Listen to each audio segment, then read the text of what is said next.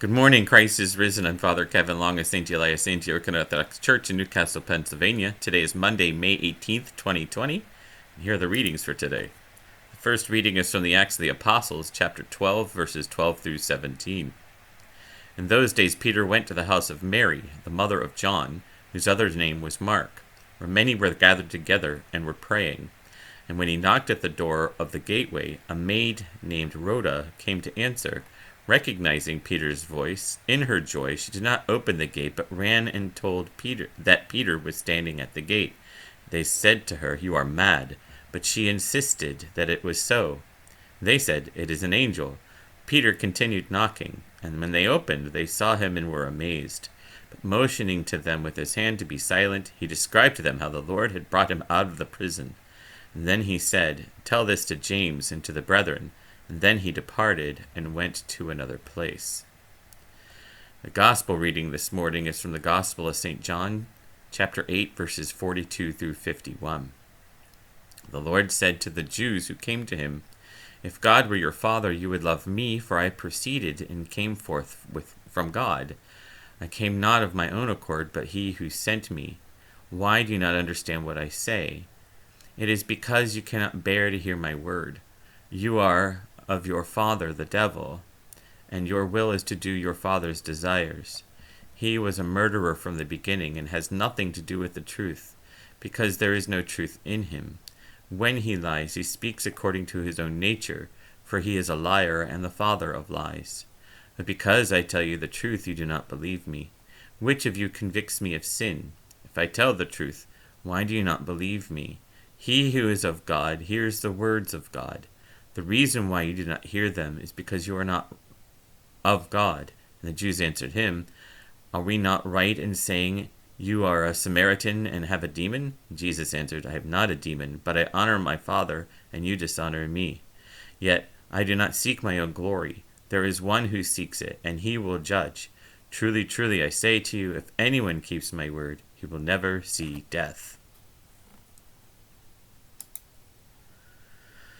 This morning's gospel is a continuation of this dualism that exists between the nature of the people, the practicing people of the faith at the time, and Jesus, who comes in and speaks of how he is the ambassador, if you will, or the one who is doing the will of the Father.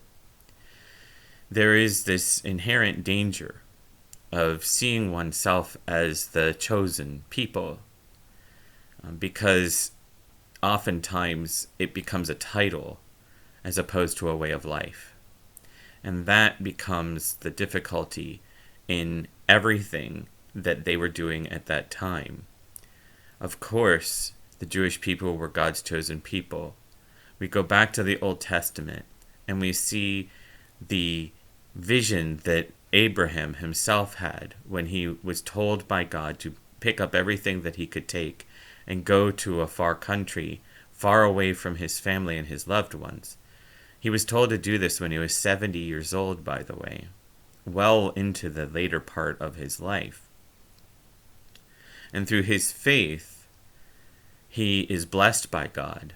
Later on in his journey, God shows him all the stars of the sky and says, "Truly, your descendants will be as numerous as all of these stars in the sky."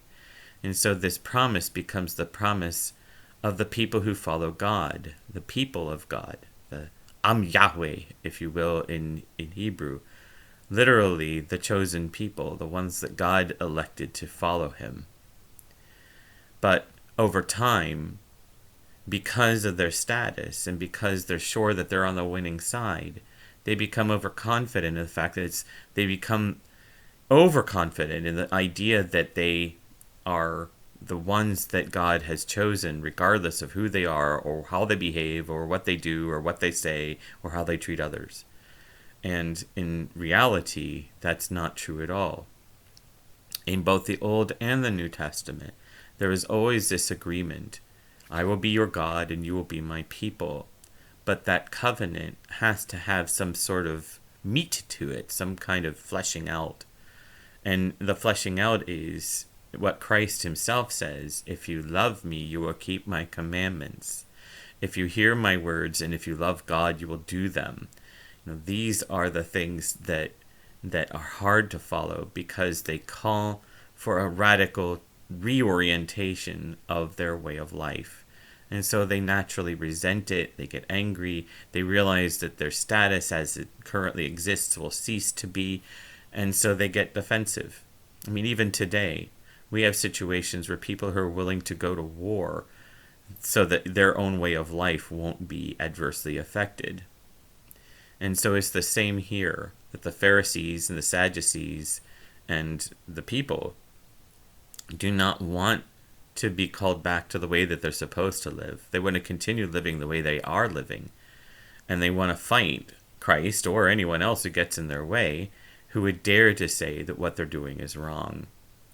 So when Christ comes and speaks the way he does and says that he is following the will of the Father, naturally they're going to oppose him. They're going to see him as something contrary to what they believe. They accuse him of being a devil or possessed by a demon or being a Samaritan. These are just, it's mudslinging. They're just throwing things at him to see if anything could stick. And what does Jesus say? Jesus says that they're born of the devil. Because what does the devil really do? The devil takes what is good and he diverts it. So the way I describe it is the devil is like this side-by-side companion, for lack of a better phrase. And you have a goal that you're trying to go towards. And as you're walking, he gently just nudges you. Sometimes he nudges you rather violently, but he just nudges you away and away and away from the goal that you're supposed to be pursuing, and instead towards some kind of fruitless end.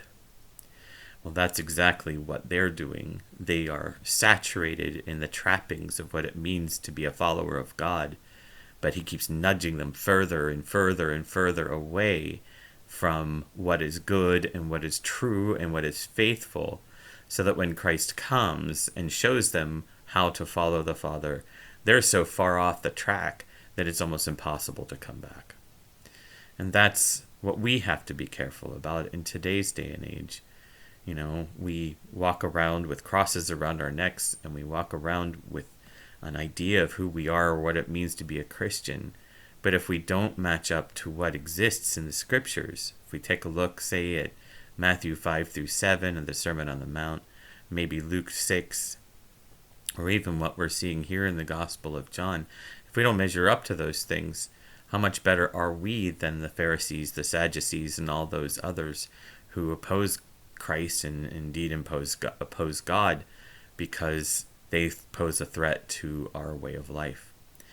These are things to reflect on, and hopefully we find ourselves in a relatively good position. Maybe we do have some work to do, but there's no better time like the present to do those kinds of things.